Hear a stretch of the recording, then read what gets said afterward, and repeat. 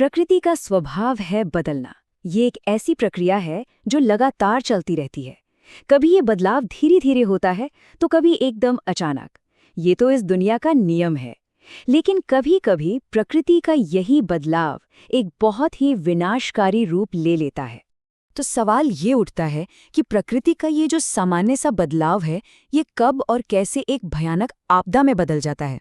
इस सवाल का जवाब खोजने के लिए हमें सबसे पहले ये समझना होगा कि आखिर हम आपदा कहते किसे हैं। तो चलिए शुरुआत करते हैं एकदम बेसिक सवाल से। जब हम शब्द सुनते हैं आपदा या डिजास्टर, तो इसका असल में मतलब क्या होता है? आइए इसकी परिभाषा और इसके असली रूप को समझते हैं। देखिए, आपदा एक ऐसी घटना है जो अचानक होती है, जिस पर हमारा कोई कंट्रोल नहीं होता। और जो बात इसे और भी खतरनाक बनाती है वो ये है कि ये अक्सर बिना किसी चेतावनी के या बहुत ही कम समय के नोटिस पर आती है। और इसका नतीजा बड़े पैमाने पर जान और माल का नुकसान। एक ऐसी हालत जहां आम जिंदगी पूरी तरह से रुक जाती है और उससे निपटने के लिए हमें इमरजेंसी मदद की जरूरत पड़ती है। यहाँ एक और बात समझनी बहुत जरूरी है, वो है संकट और आपदा के बीच का फर्क। संकट मतलब हैजर्ड, वो स्थिति है जिसमें नुकसान होने की संभावना होती है। जैसे कि हिमालय की जो खड़ी ढलानें हैं, वो एक संकट है। लेकिन जब यही संकट हकीकत बन जाता है और बड़े पैमाने पर तबाही मचाता है, जैसे कि वहां भूकंप आ जाए या बादल फट जाए, तब वो आपदा कहलाता है। तो संकट है संभावना और आपदा है उसका नतीजा। अच्छा, इन आपदाओं को और अच्छे से समझने के लिए हम इन्हें मोटे तौर पर 4 हिस्सों में बांट सकते हैं। वायुमंडलीय यानी हवा से जुड़ी आपदाएं, भौमिक यानी जो धरती के अंदर से आती हैं, जलीय यानी पानी से जुड़ी हुई, और आखिर में आती हैं जैविक आपदाएं जो कि जीवित प्राणियों से जुड़ी होती हैं। तो चलिए इनमें से कुछ मुख्य आपदाओं पर एक नज़र डालते हैं। सबसे पहले बात करते हैं उन आपदाओं की जिनकी जड़ें हमारी अपनी धरती के बहुत गहरे अंदर छिपी हुई हैं। भूकंप यानी धरती का कांपना, ये शायद सबसे विनाशकारी आपदाओं में से एक है। इसकी वजह पृथ्वी की सतह के नीचे मौजूद विशाल टेक्टोनिक प्लेट्स की लगातार हलचल है। जब ये प्लेट्स आपस में टकराती हैं या एक दूसरे से दूर जाती हैं, तो जबरदस्त एनर्जी निकलती है और वही एनर्जी भूकंप बनकर पूरी धरती को हिला देती है। और अगर हम भारत की बात करें तो जो इंडियन प्लेट है वो हर साल लगभग 1 सेंटीमीटर की रफ्तार से उत्तर की ओर खिसक रही है।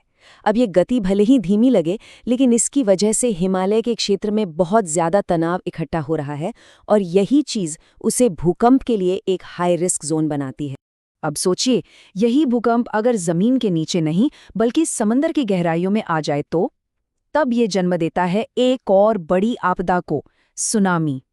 भूकंप की वजह से समंदर का पानी अचानक अपनी जगह से हटता है और उससे भयानक लहरें उठती हैं। ये लहरें जब समंदर के किनारे पहुंचती हैं तो इनकी ऊंचाई 15 मीटर तक हो सकती है। अंदाजा लगाइए, ये करीब करीब एक 5 मंजिला इमारत जितनी ऊंची लहरें होती हैं। जरा सोचिए कि इतनी विशाल और ताकतवर लहरें जब तटीय बस्तियों से टकराएंगी तो अपने रास्ते में आने वाली हर चीज को मिटा सकती हैं। धरती से जुड़ी एक और आपदा है भूस्खलन या लैंडस्लाइड, जिसमें चट्टानें और मलबा अचानक पहाड़ी ढलान से नीचे खिसक आता है। भारत में हिमालय, पश्चिमी घाट और नीलगिरी जैसे पहाड़ी इलाके इस तरह के भूस्खलन के लिए बहुत ज्यादा संवेदनशील माने जाते हैं। धरती की ताकत देखने के बाद अब बात करते हैं प्रकृति की एक और शक्तिशाली शक्ति की, जल की। वही पानी जो हमें जिंदगी देता है, जब वो विनाश पर उतर आए तो प्रलय ला सकता है। उष्णकटिबंधीय चक्रवात, ये असल में एक बहुत बड़ा घूमता हुआ तूफान है जो गर्म समंदर के ऊपर बनता है। समंदर की गर्मी ही इसकी एनर्जी का सोर्स होती है। भारत के तटीय राज्य जैसे ओडिशा, आंध्र प्रदेश और तमिलनाडु अक्सर इन चक्रवातों का सामना करते हैं। और पानी का दूसरा विनाशकारी रूप है बाढ़।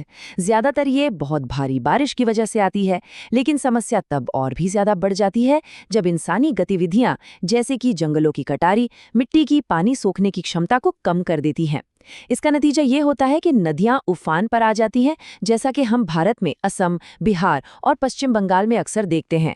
हालांकि इससे बचने के लिए तटबंध बनाना, ज्यादा से ज्यादा पेड़ लगाना और जलाशय बनाना जैसे उपाय मौजूद हैं।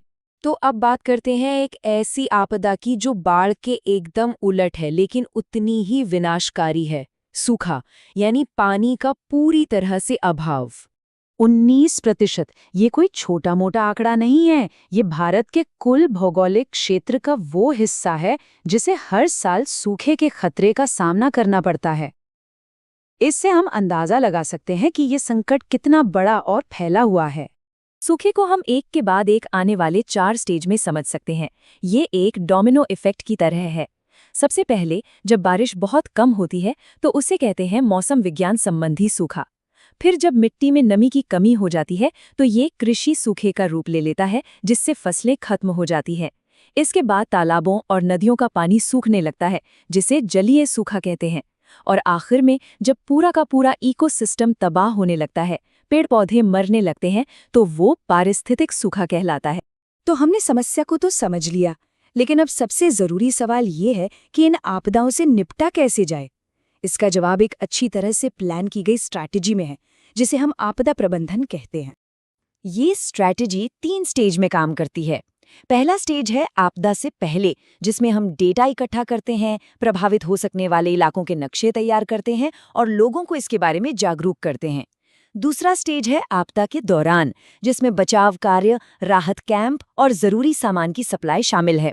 और तीसरा स्टेज है आपदा के बाद, जिसमें लोगों को फिर से बसाना, टूटी फूटी चीजों का पुनर्निर्माण करना और भविष्य के लिए अपनी क्षमताओं को और मजबूत बनाना शामिल है।